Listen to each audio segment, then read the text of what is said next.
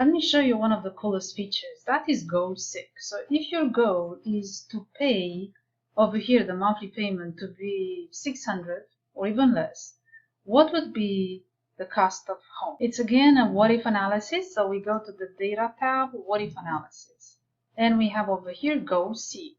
Our goal is to set the monthly payment to exactly $600 by changing the cost of home, and Excel should calculate it for us. Okay, it found the solution. Sometimes you might not have the solution, and it looks like we have to pay exactly that amount. Look how many decimals you have. Let's see now different scenarios. We would like to have different scenarios for B2, B5. Let's go ahead and use from the what if analysis under the data tab. Let's use scenario manager. And I'm going to add our first scenario, and this would be the best case scenario.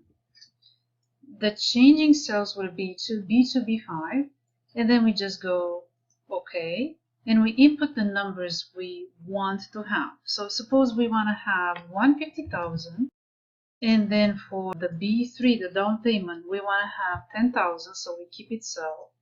For the next cell, we want to have 225, so I'm going to put, instead of 4%, I'm going to put 225. And for the next one, which is the number of years for the loan, instead of 30, let's put 15. Let's add now the worst case scenario. And we're going to have 150,000 with 45,000 would be the down payment. The percent, the APR would be 6%, and the number of years 45. And finally, we have a most likely scenario. And for this one, we're going to have 150,000, so 150. And then we're going to have a down payment of 30,000. And we're going to have 4.25, so 25 after 4. Number of years 30.